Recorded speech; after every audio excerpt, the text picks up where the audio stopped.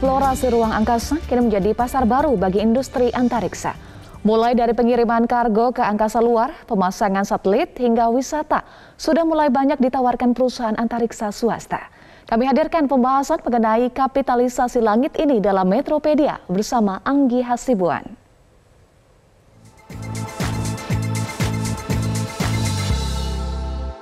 Pemirsa, dalam 5 tahun ini, roket yang diterbangkan ke luar angkasa sudah didominasi oleh roket buatan perusahaan swasta. Tidak lagi oleh badan negara seperti NASA di Amerika Serikat.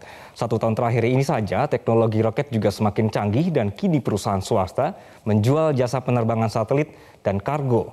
Kemudian juga komunikasi berbasis satelit dan wisata angkasa. Jadi seperti kita berpergian pakai pesawat, kali ini Anda bisa langsung beli tiket untuk bisa terbang ke luar angkasa. 3 perusahaan yang paling unggul dalam tanda kutip menjual langit, ini yang mau saya bahas kali ini. Pertama adalah Blue Origin.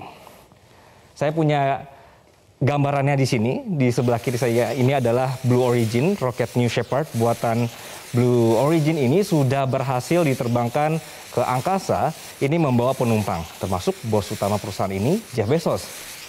Jadi ibarat barang dagangan, si bos sendiri langsung yang membuktikan bahwa roket mereka aman. Konsep roketnya seperti ini yang Anda saksikan, roket meluncur, kemudian bagian kapsul akan dilepaskan nanti hingga ketinggian tertentu yang membuat para penumpang bisa melihat bumi dari luar angkasa. Ini sudah lepas ya. Nah, kemudian roket pendorongnya kembali ke bumi dan mendarat secara vertikal, sedangkan kapsulnya kemudian akan mendarat kembali ke bumi dengan dibantu oleh parasut. Blue Origin adalah salah satu perusahaan roket yang unggul dalam teknologi lepas landas dan pendaratan vertikal atau disingkat dengan VTVL atau Vertical Take-Off Vertical Landing.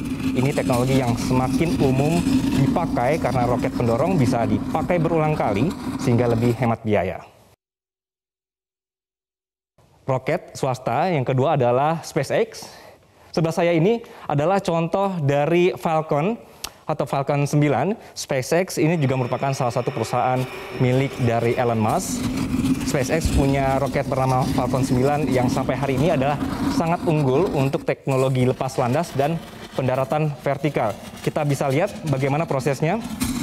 Pas mendarat nanti ini juga akan turun secara vertikal. Nah, seperti ini.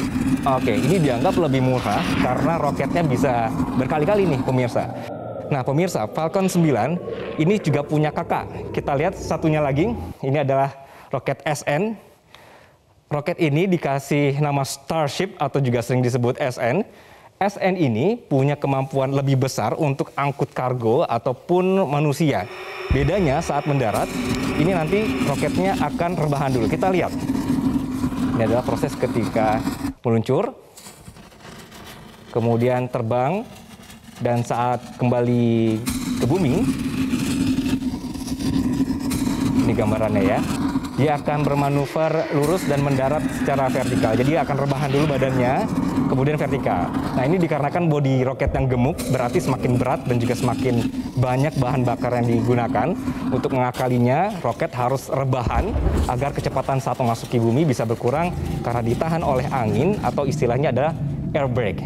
Nah pemirsa, SpaceX ini merupakan perusahaan yang mendapatkan kontrak NASA untuk pengiriman kargo ke stasiun luar angkasa, serta menjadi perusahaan antariksa swasta pertama yang berhasil menerbangkan astronot ke stasiun luar angkasa. Kita lanjut ya, yang ketiga ada perusahaan yang juga berhasil menerbangkan wisata angkasa adalah Virgin Galactic.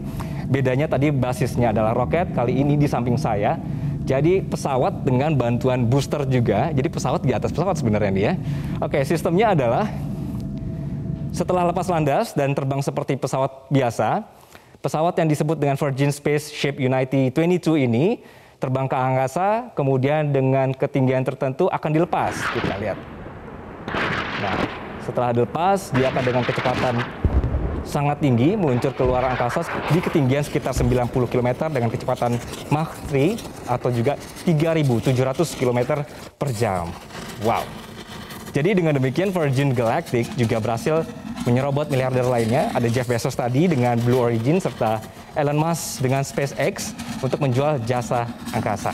Jadi pemirsa, 3 perusahaan antariksa ini adalah bagian dari banyak sekali perusahaan antariksa Amerika Serikat atau juga Eropa yang mulai mendominasi lalu lintas penerbangan ruang angkasa.